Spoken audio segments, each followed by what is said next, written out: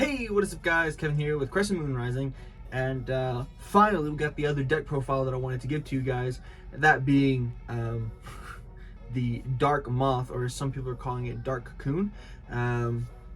So just a disclaimer before I go over this, right? I'm not a Moth player. I have seen enough people play it. That's all I see on Dueling Book for the most part, that and Burn.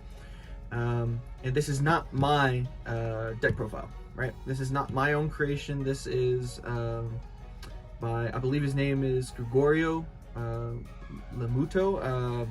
He's an Italian player. He also goes by, I believe, Free Squee on Dueling Book. Check him out. It's been winning a lot.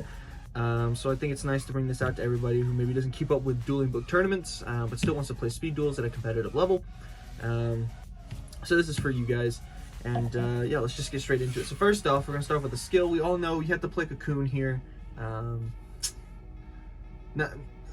There's nothing new to say about Cocoon. It still summons the big moth, and it still nets you a card by recycling an insect from your graveyard back to the deck. Set that aside. Starting with the monsters. Plays 3 Nidoria.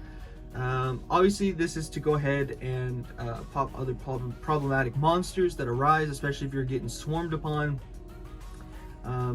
Really great card. Another reason we play this is it's dark, because we also play Allure of Darkness, but we'll get into that later.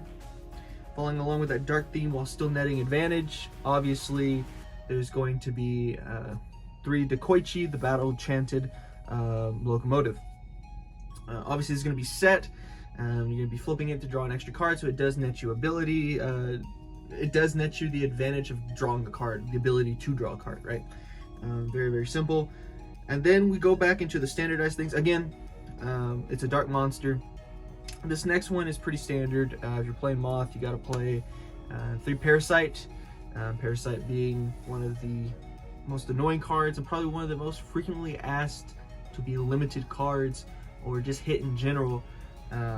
However, I don't think that's a reasonable thing to ask for. There's plenty of ways to get over this. In general, the deck in general, there's plenty of ways to get over. There's plenty of ways to win, and sometimes the cards just don't fall in in the way that you want them to, right? But Parasite, if you don't know what Parasite does, it's a monster effect that activates in your hand. It's a quick effect, and you target one of your opponent's monsters, and then the semicolon happens. And then it equips to that monster as an equip spell. The monster that it's equipped to becomes insect. It can't attack insects. And then when this card is removed from the field, while it's an equipped spell, you get to special summon. You can special summon a level 7 or higher insect from your hand. So Parasite, Paranoid, everybody. One of the best cards. Moving on to Perfectly Ultimate Great Moth. That's the reason you play the deck. It's big, it's beefy, it's easy to get out, and it's also a great way to remove a resource on your opponent's side of the field, with that being Parasite and then the skill, right? We're just going to leave that there, actually. Right there. So yeah, still really, really great card. Amazing. Sometimes because of Burn, we're going to run into problems. That's why he plays 2 Gap, the Divine Soldier. If you don't know what Gap does, he's a level 6 monster, so it's a 1 tribute, 2200 attack, 2000 defense. It's Fiend also. It's another dark monster, so we're packing in plenty of darks already for Allure, which we're going to show in a minute. But if you don't know the effect, all monsters are changed to attack position. So this has brought up a lot of ruling questions too about, you know, how does this work against something like Kunai, Windstorm? So basically what those cards are going to do is going to exactly what you want them to do. It's going to switch things to defense, but Gap's going to switch them back to attack. However, they have already attacked, so they don't get to replay their attack. So it still does negate attacks when you switch things to defense, even though Gap's on field. But it is going to put everything into attack position, and their positions can't be changed, if I remember correctly. Yeah, they cannot be changed unless it's by a card effect. And then flip effects aren't activated if something goes from face down to face up, obviously. And then once per turn, you can reveal any number of Fiend monsters in your hand, and this card gains 300 attack for each until the end of the turn. So the highest that you can bump this up, if you had it, right, because if you had 3 Newdoria in hand, 1 Gap in hand, that's 4. It'll bump up by 1,200. So the highest you can get is 34. It's never going to be enough to beat over a Moth, but it is going to be enough to beat over a lot of other problematic cards, especially ones that have boosts and things like that. Moving on. So that's the monsters. Moving on to the spells, you only play 3. It's 3 Allure. You're playing enough darks anyways. You just want to dig and get the card advantage that you need to see. The deck's super duper consistent because of cards like these and P.O.G, as well as the skill allowing you to draw another card to replace, you know, the Parasite Paranoid that you used earlier. So that's the spells. Moving on to traps, we're playing the same thing as a burn lineup. You know, 3 Nightmare Wheel to deal some extra burn, make sure our opponent doesn't kill us, and then 3 Zoma because everybody's playing Zoma. Actually went on TCG Player, and if I remember correctly, I looked. I was thinking, oh, I'll just get another playset of Zoma. These cards are like $3 to $4 a piece, and they're just commons. I can't wait till they actually get reprinted in STP3.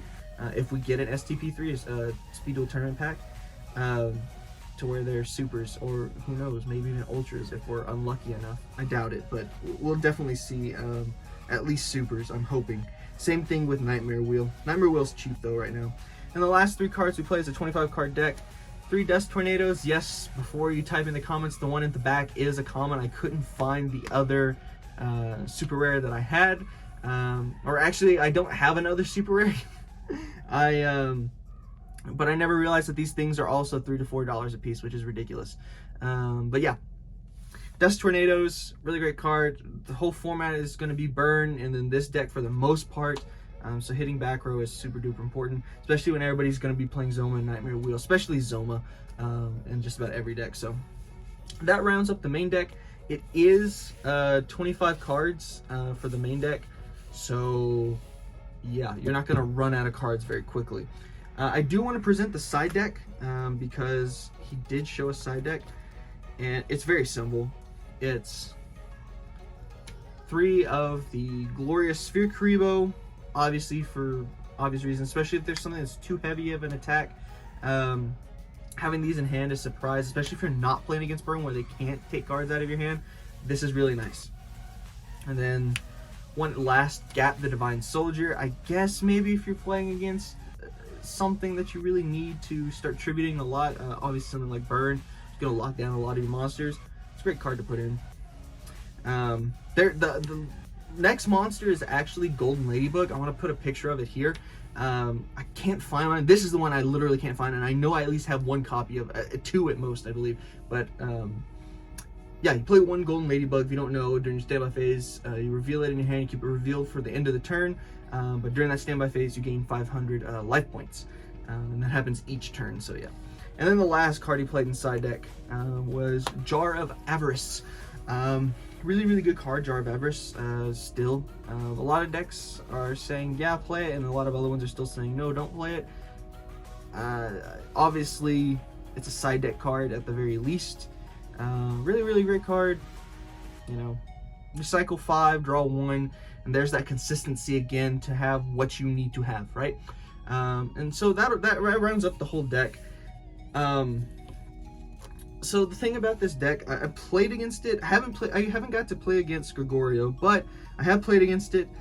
Some people make some changes, and some others copy this exactly, and that's fine. It doesn't matter if they copy it exactly or if it's different or, you know, whatever. But here's the thing, right? Here's what I learned.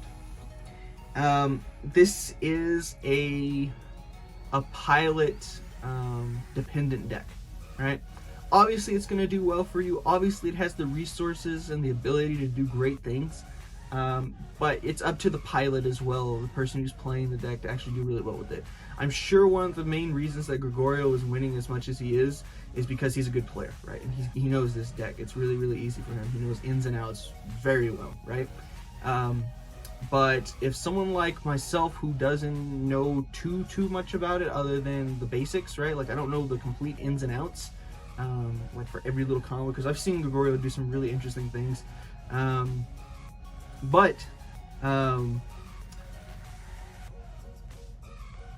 He would probably wipe the floor against me if we played in a mirror match, right? So I do think this is a very pilot dependent deck. Who plays it and who plays it better is definitely going to determine the outcome. Even if you said, oh, well, I'm going to play it and I'm going to learn it, if you're not the best player with it, you're going to lose to a better player, right? However, when it comes to this versus Burn, people say that this is better. They say this is better. I'm going to disagree completely. And here's why. Because I don't think it's about what deck you're playing, it's the player in this case, right? And that's one of the reasons I love Speed Duel so much, is because a lot of formats does depend on how good the player is, more so than which deck you are playing, especially this format, because of the new things that were released. There is a little bit more intuitiveness that's needed to play against each other, especially in something like Dark Moth versus something like Gravekeeper Burn, right? So that being said, let me know what you guys think about this deck profile down in the comments below, and yeah, don't forget to give us a like, comment, subscribe, maybe a share here or there, as we always say. Whatever links are in the description, if you guys want to check them out, especially our Discord, go ahead and check out our Discord. It's starting to rev up a little bit more, which I really enjoy. And keep an eye out, because we are going to be starting another documentary soon about something really interesting that happened not too far back, but far enough back. I believe it's when I first came to college, so it's been at least 4 years or more, if I remember correctly. So, with that being said, keep an eye out for that.